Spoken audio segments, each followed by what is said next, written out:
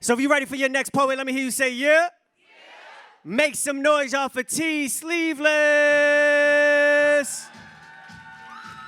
And he's featuring at the Poets Pit next Tuesday. Of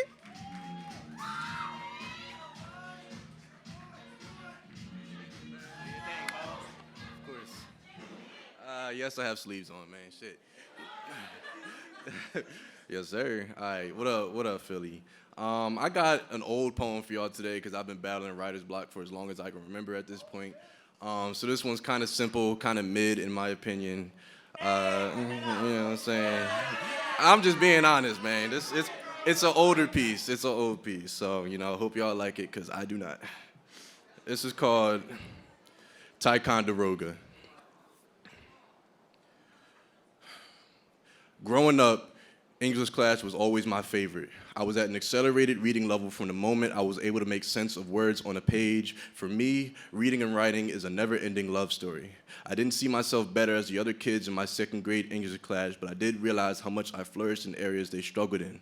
I would volunteer to read chapters every day, would always want to present what I wrote to the class, and was always excited when a creative writing subject was brought up. Until the teacher pulled me aside one day and said I need to calm it down because I'm a distraction and I'm making the other kids feel bad. So I guess that's where it all started then. My subconscious tendency to water myself down so I don't melt the sugar-coated frame of the people around me. When I was a boy, they taught me about run-on sentences. I've always loved the concept behind them. A run-on sentence is often viewed as a long-winded mistake that could have just ended right there, but it found a reason to keep going. You ever think about the life of an eraser? They are literally created in anticipation of destroying all errors. They are so committed to annihilation that they will gladly sacrifice themselves to wipe away your mistakes. An eraser's worst enemy is a pencil. The eraser waits around in watchful bitterness, ready to pounce the minute the pencil makes a mistake. But what the eraser refuses to admit is that it has no real purpose without the pencil. The eraser is also a bit jealous because the pencil can also be colored. And sometimes the pencil's mistakes are so beautiful that they are accepted exactly as they are.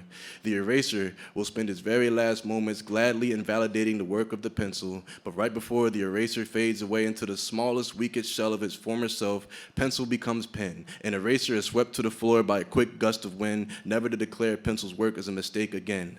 As you can see, my mind is a very strange place to be because who else is using pencils and eraser shavings as a euphemism for human beings? Isn't it ironic? The same English teacher that taught you to write will also tell you that your sentences ran on a bit too long. Isn't it ironic to be a writer and constantly fall in love with erasers? You bring people a little too close and they start rubbing off on you, and there's a little bit less of you left every time. I fell in love with a locksmith a while back. I knew exactly what she was, but somehow she convinced me that this thing we were building wasn't actually a cage. I was loved like a box of tissues before. Take everything from inside of me, use it to clear up what's inside of you, then discard me when I'm out of items to provide you. I was loved standing at the edge of a bridge on a windy day.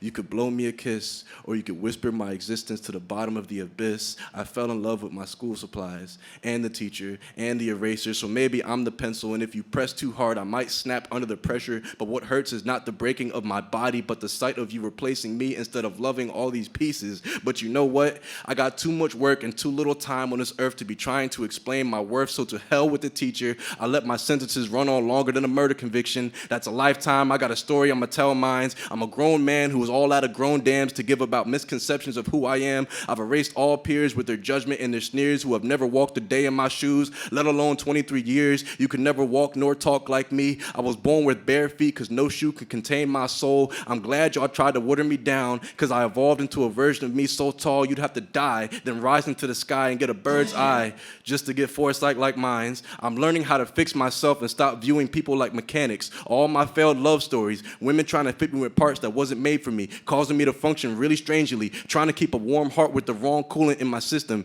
Baby, that antifreeze just wasn't made for me. Ain't it funny how the wrong key can still fit in your ignition? It'll get you started if you do not pay attention, and if your engine kick and sputter, that's your intuition trying to tell you something ain't right. I got 4 tires with 4 different sizes, and the spare got a slow leak. All my windows got hand cranks, and the one in the back got a loud creak. This is just what God had gave to me. I tried to fix people, and people tried to fix me. We ended up building a community of young adults afraid to stand in unity. So instead, we fall into mental instability, breaking absolutely everything, and I still had to fork over the labor fee. At 6 years old, I made the most wonderful discovery. Ticonderoga number 2 pencil with an eraser on the back. the creator and the destroyer living in harmony. And you know what that reminds me of? It kind of sounds like, thank you.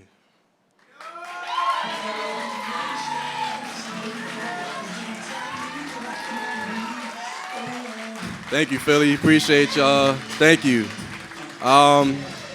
Thank you so much. Thank y'all. That's, old piece. I'll be featured at, the Poets Pit May 17th, where I have pieces that are much better than that, I promise. If you want to follow, I'm sorry. I really do not like that. I'm sorry. Look, I'm sorry. If y'all want to follow me, my Instagram is Sleeveless. That's TSleeveless